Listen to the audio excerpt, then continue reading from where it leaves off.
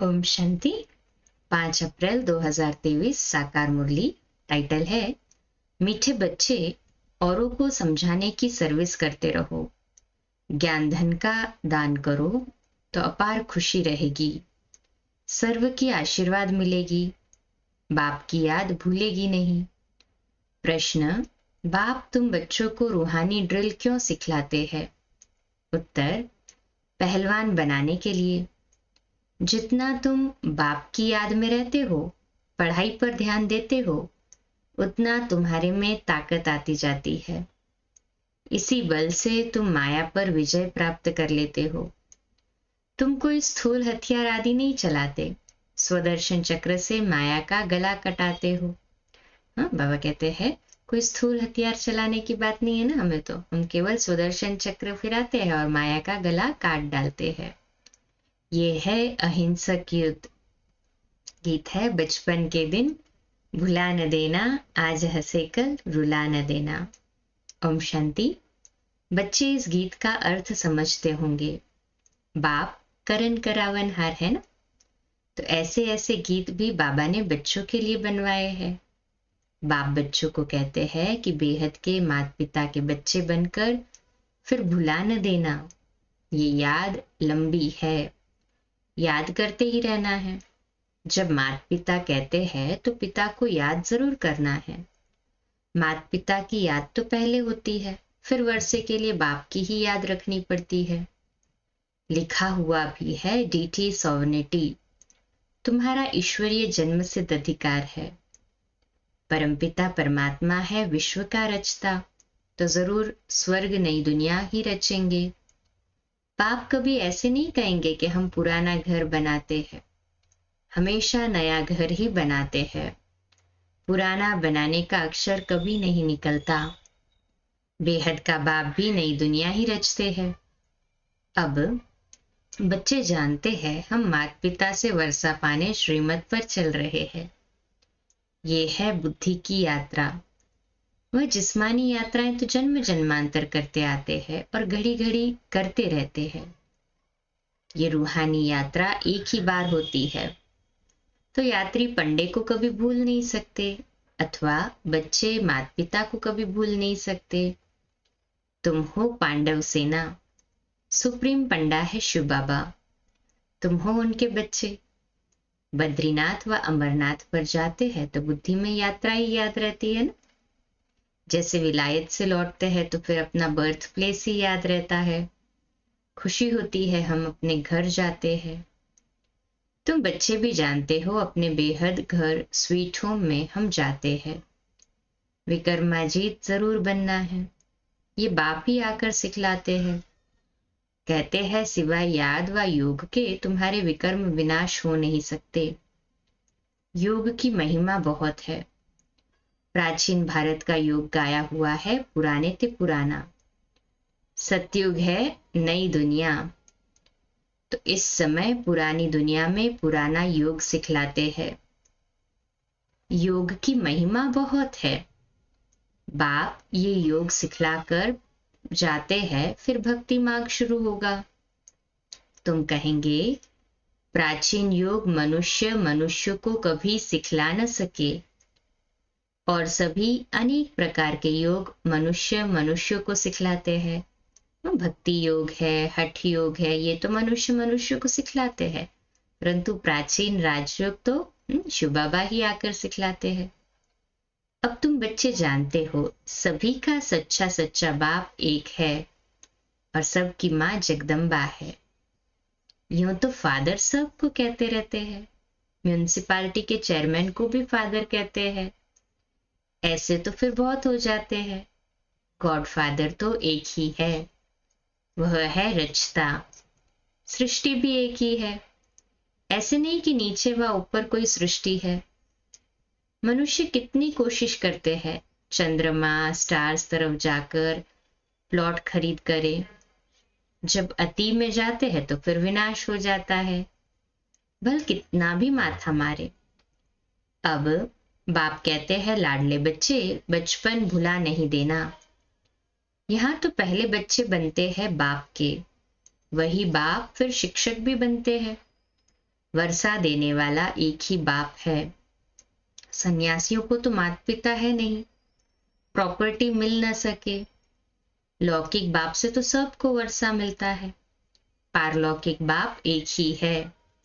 उनको कहा जाता है रचता। बाप कहते हैं मैं हूं मनुष्य सृष्टि का बीज रूप, मेरी महिमा भी करते हैं, सत चित आनंद स्वरूप। ये तो समझते हो बाप की महिमा बिल्कुल अलग है और कोई की वो महिमा कर नहीं सकते। विश्व के मालिक लक्ष्मी नारायण की महिमा बिल्कुल अलग है। उनकी महिमा गाते हैं सर्वगुण संपन्न, अहिंसा परमो धर्म, मर्यादा पुरुषोत्तम। पहले नंबर में स्वर्ग के महाराजा महारानी की महिमा है। वह राज्य ही ऐसा है, यथा राजा रानी तथा प्रजा।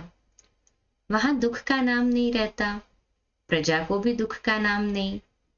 ऐसी दुनिया तो जरूर परमपिता परमात्मा ही रचेंगे ना। उनको कहा ही जाता है हेवनली गॉडफादर। भल अंग्रेज लोग अक्सर कहते हैं हेवन, परंतु समझते नहीं कि हेवन क्या होता है। भारत ही हेवन था।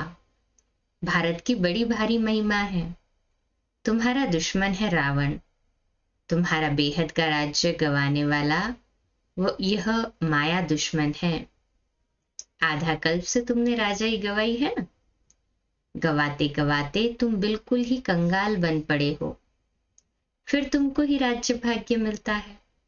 तुमको ही हीरो हीरोइन कहेंगे। एक हीरो हीरोइन, फिर उनकी वंशावली। तुम सभी हीरो हीरोइन बनते हो। अक्षर, हाँ बाबा कौन सा अक्षर यूज करते हैं? तुम सभी हीरो हीरोइन बनते हो, अर्थात सारे विश्व पर तुम विजय प्राप्त करते हो। तुम इस समय हीरो हीरोइन का पार्ट बजा रहे हो। सारे विश्व में बाप तुमको हीरो हीरोइन का टाइटल दिलवा रहे हैं। तुम हो शिव शक्ति सेना। तुम जानते हो हम योग बल से स्वर्ग बनाते हैं, फिर स्वर्ग में हम राज्य करेंगे। परंतु माया ऐसी है जो भुला देती है। जिसे सेकंड में जीवन मुक्ति मिलती है तो माया भी फिर सेकंड में भुला देती है। जीवन मुक्ति को फारकती दे सेकंड में मर जाते हैं। बाप तो समझाते रहते हैं बच्चे, जीवन की मुसाफरी लंबी है। बरोबर बाप को याद करना है तो अंतमति सो गति हो जाएगी।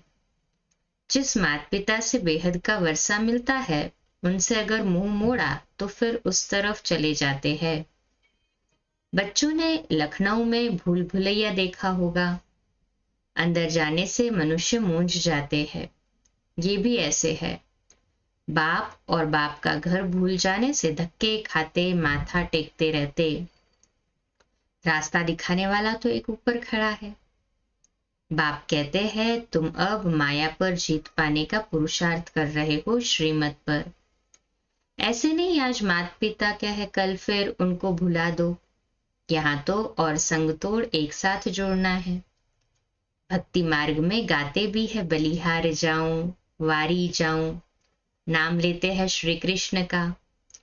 वास्तव में श्री कृष्ण की बात है नहीं, यह है ही रुद्र ज्ञान यज्ञ। रुद्र शिव को कहा जाता है। इतनी छोटी सी बात भी मनुष्य समझते नहीं। बाबा ने गीता बहुत पढ़ी है, परंतु पहले कुछ भी समझते नहीं थे। अभी समझते हैं। उसमें तो भगवानुवाच लिखा हुआ है। इस रुद्र ज्ञान यज्ञ से विनाश ज्वाला प्रज्वलित होती है।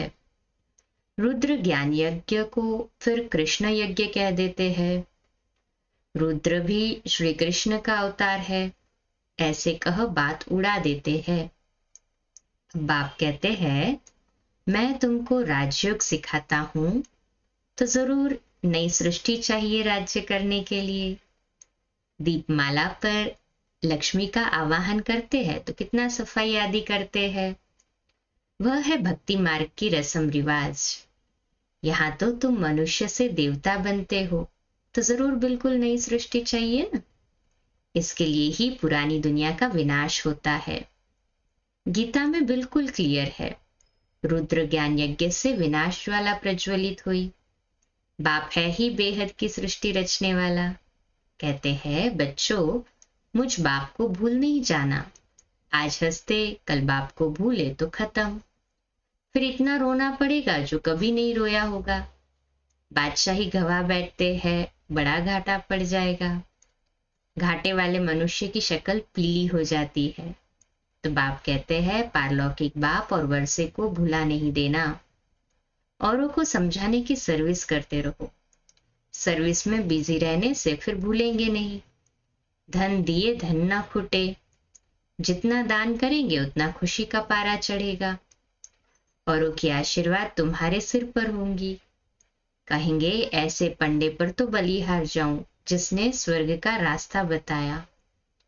यहाँ प्रैक्टिकल में बाप का शुक्रिया माना जाता है। बाप कहते हैं बेहद की शांति सदा काल के लिए देने वाला तो मैं ही हूं।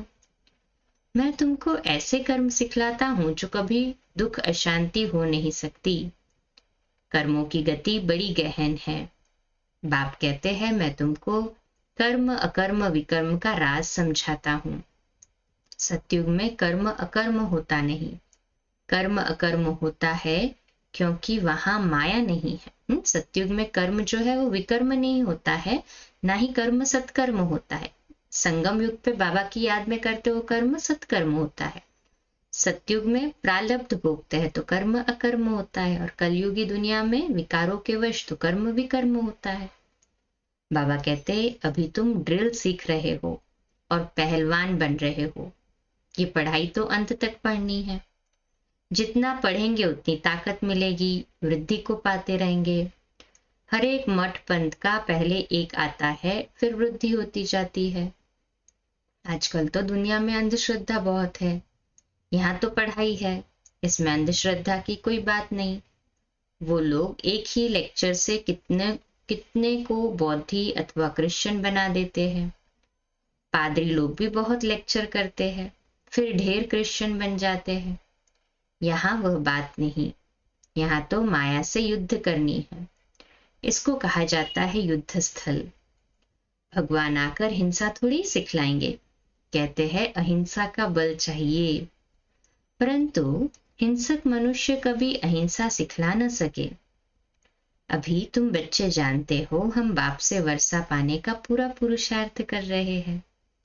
ये राजधानी स्थापन हो रही है। माला को फिराते राम राम कहते रहते हैं। त्रेता अंत तक 16,108 प्रिंस प्रिंसेस हो जाते हैं। इसमें 8 है मुख्य। 8 रत्नों की बड़ी महिमा है। मनुष्य थोड़े समझते हैं कि इनका राज क्या है। 8 तो पास विद ऑनर होते, बिल्कुल सजा नहीं खाते। बाकी 100 तो थोड़ी बहुत सजा खाते ही है ना। बाप कहते हैं बच्चे थक मत जाना, ओ रात के राही थक मत जाओ। अभी हम रात को क्रॉस कर दिन में जाते हैं। बाबा भी आते हैं संगम पर।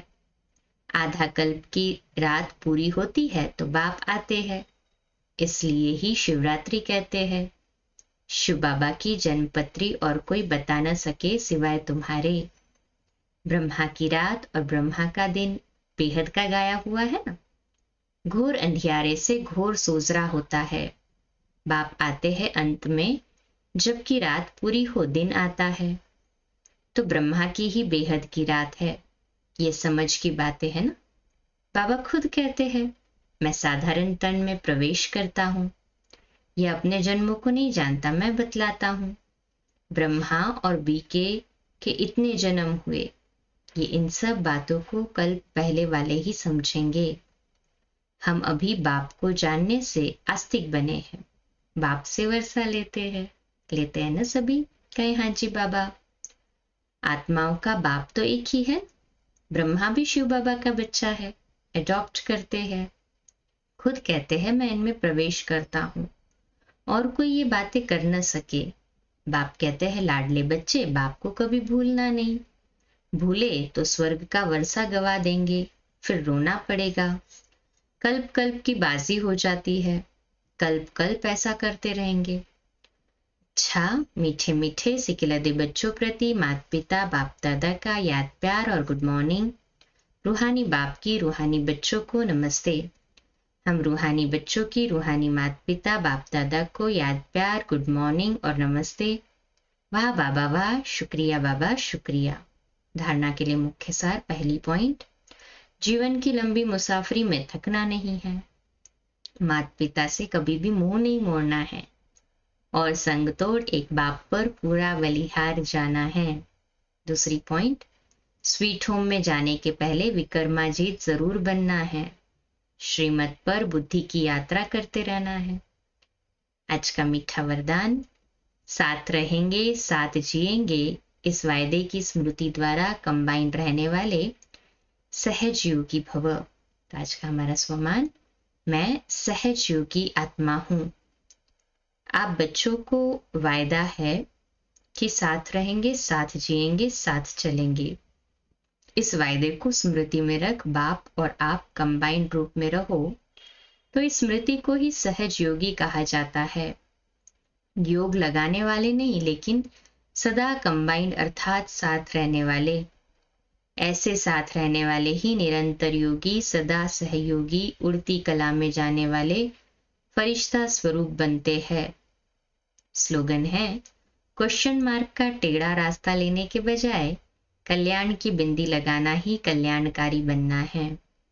क्वेश्चन मार्क का टेढ़ा रास्ता लेने के बजाय कल्याण की बिंदी लगाना ही कल्याणकारी बनना है। अच्छा, कम बोलो, धीरे बोलो, मीठा बोलो, सत्य बोलो, सोच समझकर बोलो, निमित्त भाव, निर्माण भाव, निर्मल वाणी।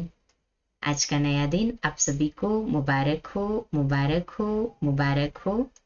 शुभ दिवस। आज रात्रि अव्यक्त वाणी पर क्लास 8:45 बजे, कल सुबह अमृत वेला 3:30 से 4:30 और मुरली क्लास प्रातः 4:45 बजे। ओम शांति।